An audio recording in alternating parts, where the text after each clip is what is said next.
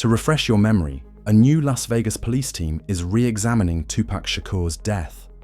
As reported by the media, there are new developments in Tupac's murder investigation. New evidence has led fans to believe that Snoop is responsible for Tupac's death, and industry musicians Diddy, Suge Knight, and Snoop Dogg are all expected to be arrested and questioned. Initially, this interview leads the federal authorities to suspect Snoop's involvement. With Tupac, though, in regards to Tupac, I heard a story, did you give him different advice that night on where to go? I didn't give him no advice. Right. We wasn't seeing eye to eye. Right. So. Saying during the Tyson. Yeah, this incident that I'm explaining to you right now was the day before that. Okay. So when they got to Vegas, they went their way, I went back. I mean, when we got to LA, they went to Vegas and I went home. That's why I wasn't in the car. After a battle between Tupac and Suge Knight the day before, Snoop Dogg was unable to join them at the BMW due to last-minute adjustments. Last time me and Tupac was on the same page, and I did an interview with Angie Martinez, and she asked me how did I feel about Puffy and Biggie, and I told her that I like their music and I want to do music with them. Bro didn't like that, Tupac didn't like that, so we had a misunderstanding. So on the flight back to LA, I didn't feel comfortable around them for what they had did, as far as I didn't let my security ride with me. So to protect myself and to prevent from happening, I slept under a blanket with the knife and the fork just in case something was to go wrong, but it didn't. Because the murder of Tupac happened within 48 hours, the police are highly suspicious that Snoop may have received a tip.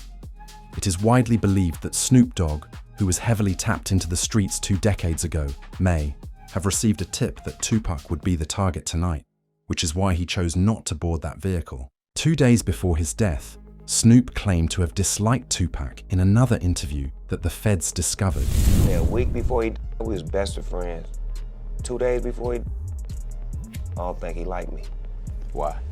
Because we was in New York, and it happened. New York, they shot at me and did all kind of shit to me, like just the worst you could think of, and I forgave him. And went and did an interview and was asked, how do I feel about Puffy and Biggie? And I was like, I like it. I want to do some music with him. And that just rubbed Cuz the wrong way, like tried to me, out at you, and you talking about you want to do a song with him. I wasn't thinking about his emotions. I was thinking about the way I felt at the time. I wasn't into no controversy. I liked the music. They was our friends. We was all friends at one point. This video footage of all of us hanging out. Later, all of this would be connected to a widely shared thread about Tupac Shakur's purported Fed affiliation, which Snoop Dogg learned about during an officer's questioning. The post claimed that Tupac was an industry plant who aimed to suppress the rivalry between the Red and Blue Street teams. Well, it turns out when I talked to Tupac's longtime mentor, political mentor, former Black Panther Chokwe Lumumba, who was his first business manager, he's told me, I basically asked, well, was Tupac only pretending to be in order to appeal to gangs and politicize them? And he said yes. And that was part of his thug life agenda that he came up with his imprisoned stepfather, Mutulu Shakur. And so Tupac was just using that in order to get the leaders to call peace truces, first in Los Angeles, then throughout California, and then throughout the country. And that was why he was pretending to be this type. And really, he was just an intellectual prodigy. The strategy obviously failed, and his death came as a huge shock. Snoop obviously didn't want to be close to Tupac in Las Vegas after learning that he was a Fed. The intriguing theory that Tupac is still alive, however, was also formed by authorities looking into his assassination when they examined the evidence they found. The subject is actually raised since things took a significant turn in 2010 after an interview with rapper Trey. However, in this 2010 interview, Trey revealed that he and Tupac had once been friends and had even collaborated on a few albums. However, the cameraman failed to stop filming at the end of the interview, and he dropped his camera on the floor. As you can hear, Trey says, "The last time I saw him, he was in Cuba," in response to the journalist's question about Tupac. Well, if you ain't ready for it, get on the sidewalk. One last question.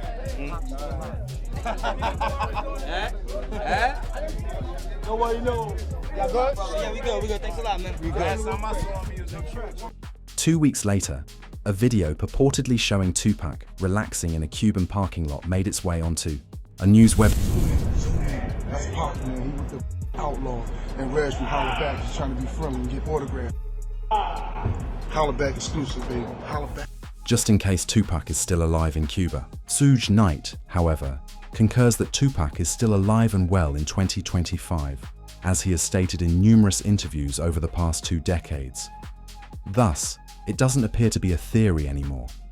He said Tupac was doing well in the hospital before he died, saying, quote, "Tupac and I were joking and laughing when I left that hospital. I'm not sure how someone can perform so terribly after having such a good performance." When I left that hospital, me and Pac was laughing and joking. So I don't see how somebody can turn from doing well to doing bad. So you seriously think that he might still be alive? I'm gonna tell you this, Pac, you never. Oddly enough, however, police records indicate that Tupac was in a coma when he arrived at the hospital. How could Tupac and Suge be laughing if he wasn't mentally present? Nonetheless, he stated the same thing in an interview with Suge Knight a decade ago. Tupac is still alive and doing well. He was conscious on the way to the hospital. He was conscious on the way to the hospital. He was conscious in the ambulance. He was conscious after they did the surgery. What was the last thing that he said to you? A man aimed a gun at Tupac 6 times at a nightclub after the 2008 interview in which Suge revealed that information, nearly killing him. This is the portion of Suge Knight's belief that Tupac is still alive that is alarming. Suge Knight was reluctant to report anything to the authorities, even though he knew right away that it was because he had discussed Tupac in a public interview.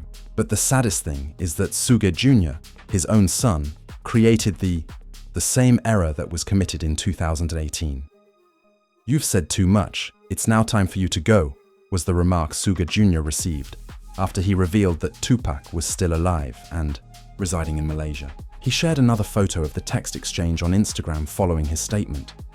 Around this time, Suge Jr. started sharing wild pictures of Tupac with contemporary stars like 50 Cent and Beyonce. He captioned the picture of Tupac and Beyonce, saying, "He never left us, but they'll be after me soon," implying that he was being pursued for disclosing all of this information. Although some people think it was a publicity hoax to help Suge Jr. acquire influence on social media, others think it was true and that Suge Jr. would be the most knowledgeable about the situation because his father was there at the court. Comparing all of that with the police reports on Tupac's death can help you start to spot the flaws in the account. The first was on September 7th, 1996 in Las Vegas, between Tupac and Suge Knight, the head of his record label. On their way to the MGM Grand to attend a Mike Tyson fight, the two encountered an OP in the hotel lobby after the event. Knight and their entourage went to the Mike Tyson, the MGM Grand.